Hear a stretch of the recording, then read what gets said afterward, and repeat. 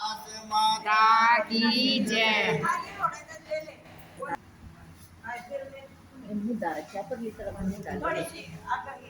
चरणों में मुकदमा कर लो, दूसरी जगह मुकदमा करने की जरूरत ना पड़ेगा। व्यास माता की जय। राधे कृष्ण भगवान की जय।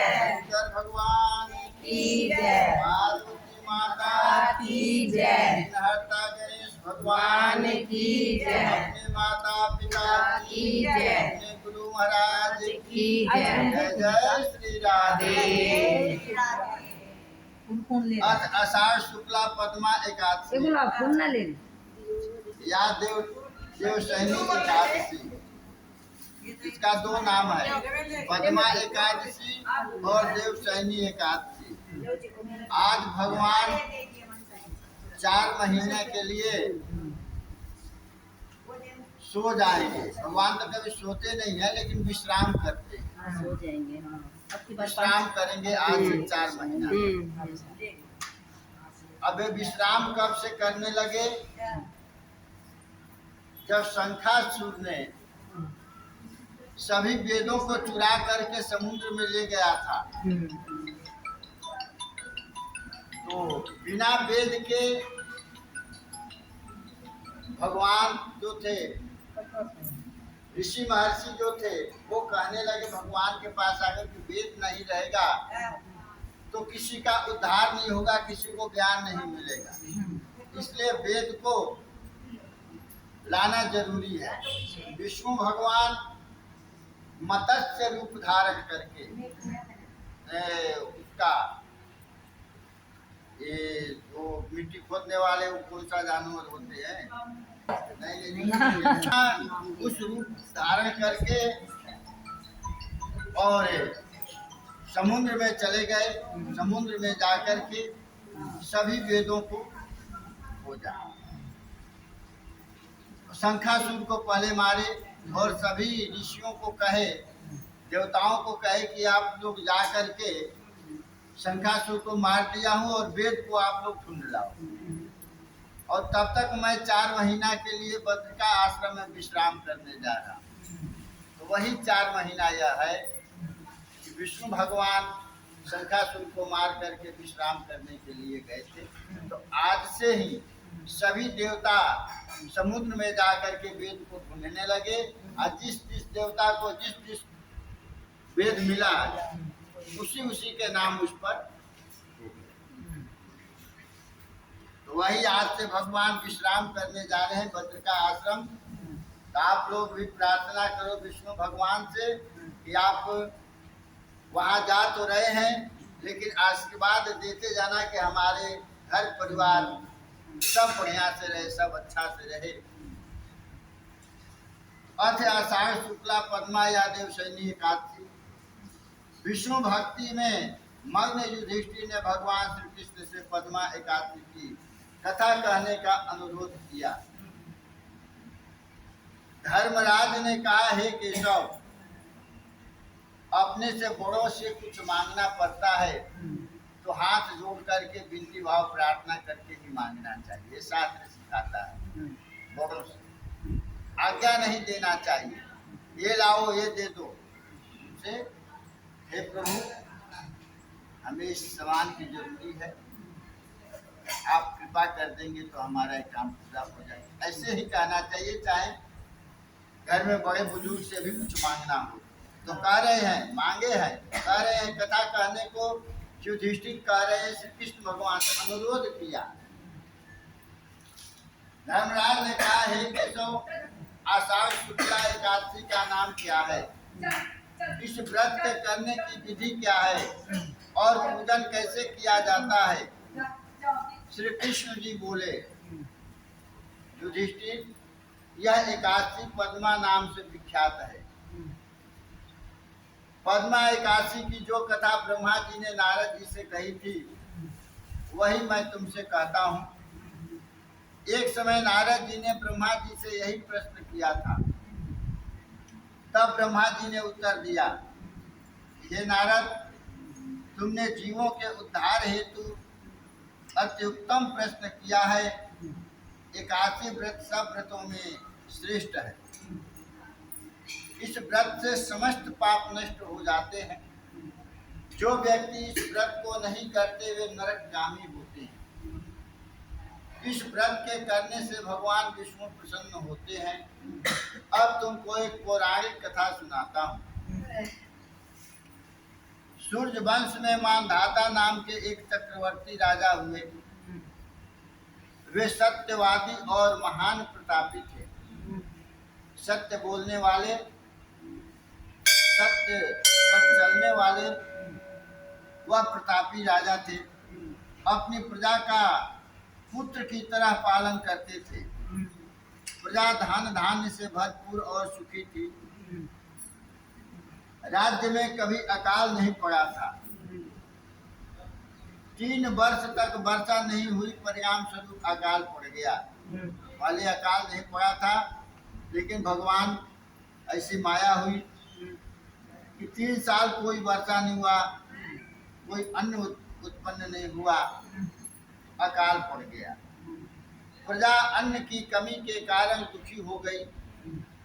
अन्न न होने से यज्ञादि भी नहीं होते। कह रहे हैं कि जब पास में पैसा होता है तभी हवन सवन पूजा पाठ आदमी कराता है।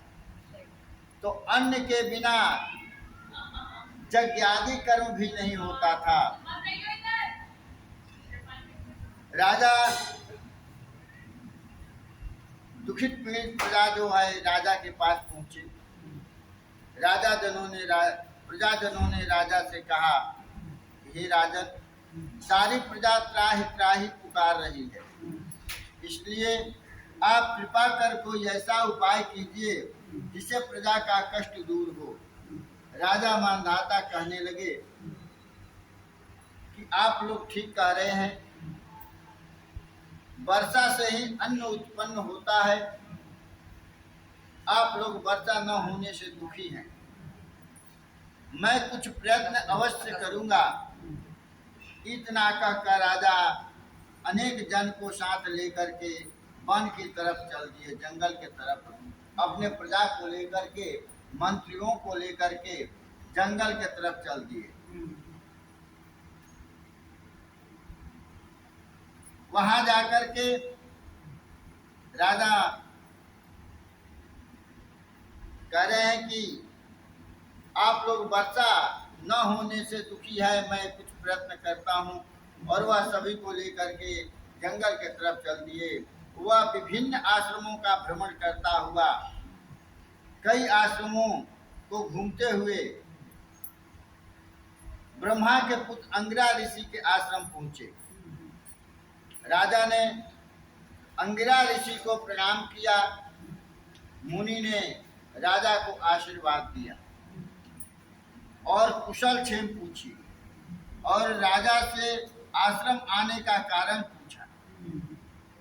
राजा ने हाथ जोड़कर विनय की कि हे भगवान, सब प्रकार से धर्म का पालन करने पर भी मेरे राज्य में अकाल पड़ा है।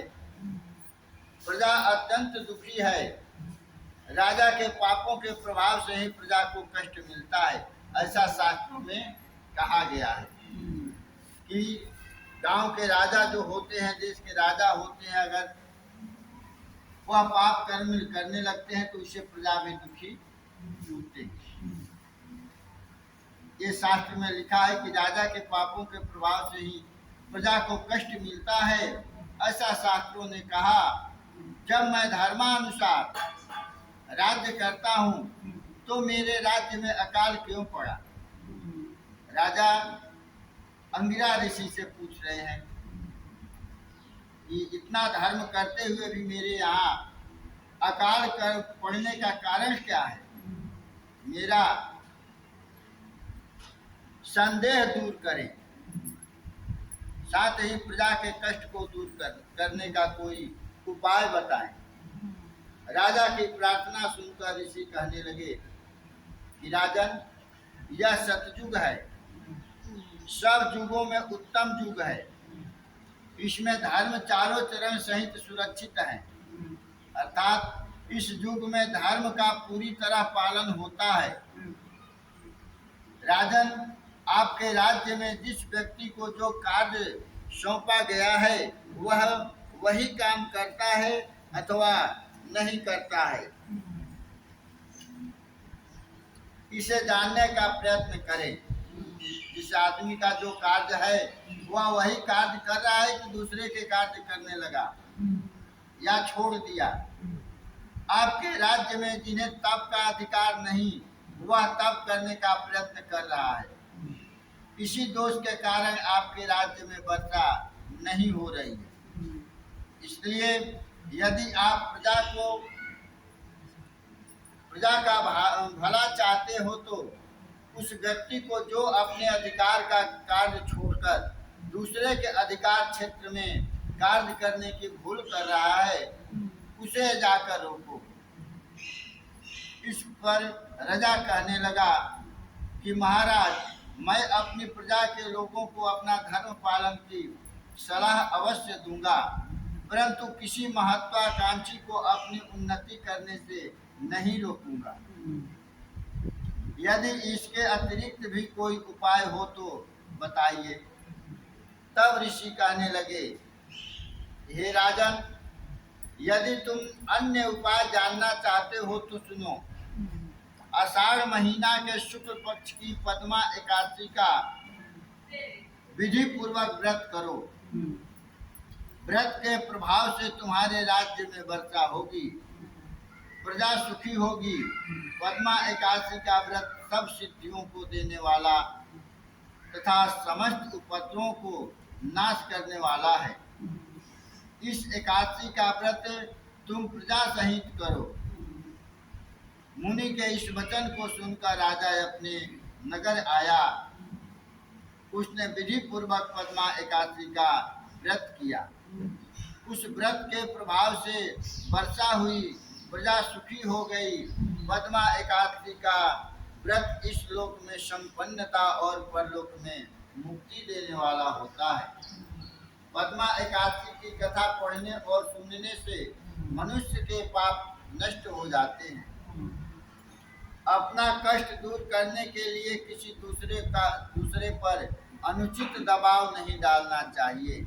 ये शास्त्र कह रहा है कि अपना कष्ट दूर करने के लिए किसी दूसरे पर अनुचित दबाव नहीं डालना चाहिए। सत्य कार्य व्यक्ति स्वयं अपनी शक्ति से करे। सत्य कार्य है वह अपने शक्ति के अनुसार ही करना चाहिए। न चोरी चपारी करके दान दो। जो भी है अपने घर से 1 रुपया भी दान करोगे तो उतना ही फल प्राप्त होता है, लेकिन शक्ति के अनुसार जरूर करना चाहिए। पूजा पाठ हो, दान धर्म हो, व्रत त्योहार हो, तो वह पूजा पाठ या जो कुछ आप सत्कर्म कर रहे हैं, जब शरीर में शक्ति है तो व्रत करो, नहीं तो उसको उद्यापन करो। भगवान